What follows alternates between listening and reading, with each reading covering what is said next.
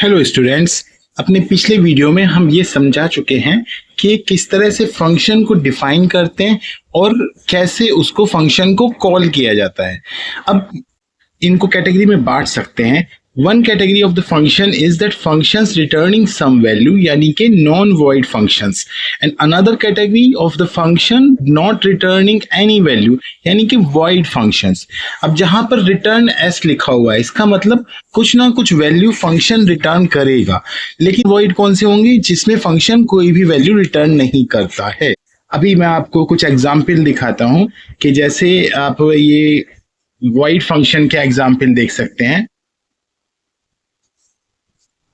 और ये non void function का एग्जाम्पल है, ठीक है। लेकिन इस वाले वीडियो का मेन जो कैटेगरी है वो ये नहीं है। आज इस वाले वीडियो पर हम बात करेंगे स्कोप ऑफ वेरिएबल्स पे। वेरिएबल्स का क्या स्कोप होता है? देखिए, वेरिएबल दो जगह डिफाइन हो रहा है, एक फंक्शन के अंदर, एक जो ग्लोबल में हो रहा है यानी कि फंक्शन के बाहर हो रहा है। जैसे इस एग्जाम्पल को देखते हैं, यहाँ तीन वेरिएबल्स कहाँ डिफाइन है? ये तीन वेरिएबल्स डिफाइन है फंक्शन कैलसम के अंदर, ठीक है। और बाहर num1 num2 सम ने इन्हें कहेंगे ग्लोबल वेरिएबल्स। जो फंक्शन के अंदर वेरिएबल डिफाइन है उन्हें कहेंगे लोकल वेरिएबल्स, ठीक है। आई होप ये बड़ा आसान सा कंसेप्ट है जो आपके समझ में आराम से आएगा, ठीक है। यही बात यहाँ पर इस पेज पे समझाई गई है। अब जैसे इसी फंक्शन के जो डिक्लेरेशन है और फंक्शन का जो कॉल है, इस एग्जाम्पल को समझते हैं।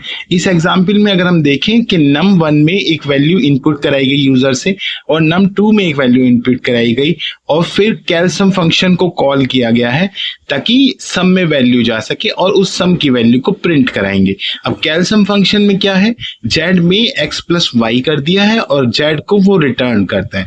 तो ये जो कैलसम फंक्शन, ये कैसा फंक्शन है? वॉइड फंक्शन है कि नॉन वॉइड फंक्शन है? ये एक नॉन वॉइड फंक्शन है बिकॉज ये रिटर्न कर रहा है कुछ वैल्यू, ठीक है। यहां पर स्कोप ऑफ वेरिएबल्स क्या है इसको समझने की कोशिश करते हैं। x और y और z, इन वेरिएबल्स को जो कि फंक्शन के अंदर डिफाइन है, इन्हें लोकल वेरिएबल कह रहे हैं, ठीक है। x, y और z को लोकल वेरिएबल कह रहे हैं, इसलिए इनका स्कोप जो है वो लोकल एनवायरनमेंट में है, लोकल स्कोप है।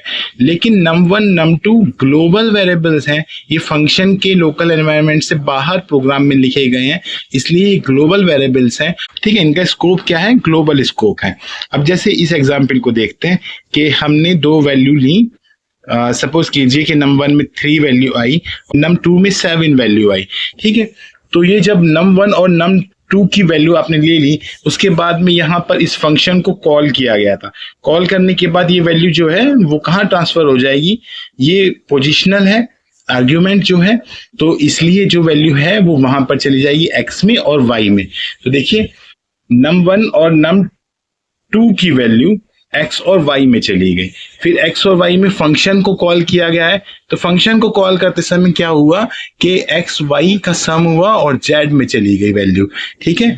z की जो वैल्यू आई, ये वैल्यू कहां पर जाएगी? सम में जाएगी और सम ग्लोबल एनवायरनमेंट में है।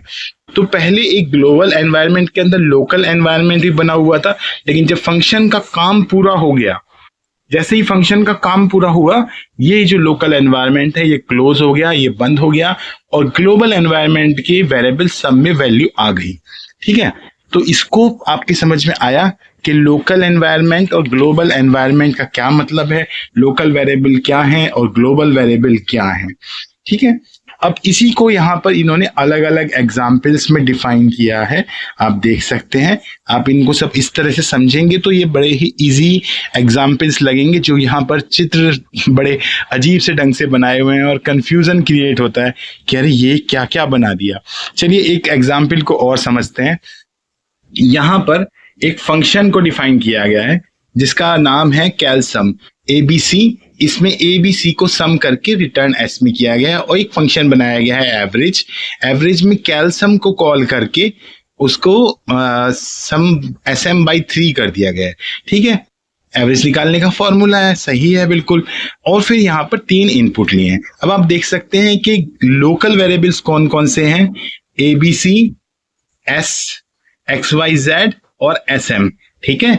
ये लोकल वेरिएबल्स हैं, ये समझ में आ रहे हैं, जो फंक्शंस के अंदर हैं वो लोकल वेरिएबल हैं और जो बाहर हैं वो कौन से हैं, ग्लोबल वेरिएबल हैं।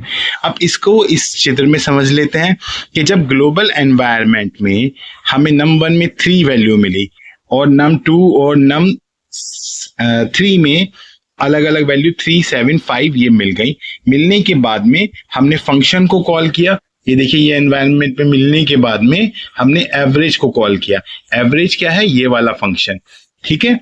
अब इस एवरेज फंक्शन में एक लोकल एनवायरनमेंट बना। एनवायरनमेंट में बनते ही यहां पर वैल्यू क्या थी एवरेज के अंदर, देखिए एक्स वाई जेड, ठीक है। तो num1 की वैल्यू x में, num2 की वैल्यू y में और num3 की वैल्यू z में चली गई। तो यहां पर आ गई, जो आपके 3, 7, 5 थे वो एक्स वाई जेड में आ गए। ओके, फिर इसके अंदर सेम फंक्शन के अंदर एक और फंक्शन कॉल किया गया है, कैलसम। तो ये कैलसम एक फंक्शन बनेगा, ये एक और लोकल एनवायरनमेंट बनेगा, लोकल एनवायरनमेंट के अंदर ही। इसे जरा ध्यान से देखिए कि लोकल एनवायरनमेंट के अंदर एक और लोकल एनवायरनमेंट बना। अब यहां पर कोडिंग पे आते हैं, देखते हैं कोडिंग में क्या था कि कैलसम में ABC थे वेरिएबल्स। तो ABC जो है वो वहां के लोकल एनवायरनमेंट में है और यहां पर XYZ थे। तो X की वैल्यू A में जाएगी और Y की वैल्यू B में जाएगी, Z की वैल्यू C में जाएगी। तो देखिए ये आ गया, X की वैल्यू A में आ गई, B की वैल्यू जो है वो Y वाली हो गई और C की वैल्यू जो है वो होगी जो Z में होगी। ओके, फिर आप कैल्शियम का फंक्शन चलेगा, उस कैल्शियम के फंक्शन में सम होगा, 15 आ गया और ये देखिए यहाँ पे 15 आ गया है और फिर 15 का डिवाइड करेंगे और 15 का डिवाइड करके 5 आ जाएगा। जो 5 वैल्यू आ गई हमारी, वो 5 वैल्यू ग्लोबल एनवायरनमेंट में चली गई, ठीक है। तो इस तरह से हमने देखा कि एक फंक्शन के अंदर दूसरा फंक्शन है, एक फंक्शन के अंदर जब दूसरा फंक्शन होता है तो तब आता है आपका ये LEGB रूल। LEGB रूल क्या है, LEGB रूल को समझने के लिए आपको इसकी फुल फॉर्म याद करनी पड़ेगी। L से है लोकल एनवायरनमेंट, E से है एनक्लोजिंग एनवायरनमेंट, G से है ग्लोबल एनवायरनमेंट और फिर है बुल्ट इन एनवायरनमेंट। बेसिकली क्या होगा कि लोकल नेम स्पेस पर पहले फंक्शन के वेरिएबल्स को फाइंड आउट करेगा सिस्टम, नहीं मिलेगा तो एनक्लोजिंग नेम स्पेस में जाएंगे, यानी कि जो सबसे इंटरनल फंक्शन है वो लोकल नेम स्पेस हो गया, उसके बाहर एक और फंक्शन था वो एनक्लोजिंग नेम स्पेस हो गया, इस एनक्लोजिंग नेम स्पेस के बाहर ग्लोबल नेम स्पेस था, इसमें हमने num1, num2, num3 डिक्लेयर किए थे, ठीक है। और इनके बाहर पाइथन का एक बिल्ट इन नेम स्पेस है जिसमें आप प्रिंट, इनपुट ऐसे जैसे कीवर्ड्स जो लिखते हैं वो होता है। तो ये जो 1, 2, 3, 4 है, इसको समझने का सिंपल एक तरीका है कि जब फंक्शन के अंदर फंक्शन होगा तो लोकल और एनक्लोजिंग नेम स्पेस दिखाई देंगे और जब सिर्फ एक ही फंक्शन होगा तो लोकल नेम स्पेस और ग्लोबल नेम स्पेस दिखाई देंगे और बिल्ट इन नेम स्पेस हमेशा होगा क्योंकि वो पाइथन का स्पेस है। ओके, इस तरह से आप जब इसे समझेंगे तो LEGB रूल क्लियर होगा। एक बार और रिवाइज कर लेते हैं कि LEGB रूल क्या है, लोकल एनवायरनमेंट L से, एनक्लोजिंग एनवायरनमेंट E से, ग्लोबल एनवायरनमेंट G से और बिल्ट इन एनवायरनमेंट B से। इसका हमें ध्यान रखना होगा कि LEGB की फुल फॉर्म क्या है और ये कब दिखाई देगा, जब हम फंक्शन के अंदर फंक्शन कॉल कर रहे हैं।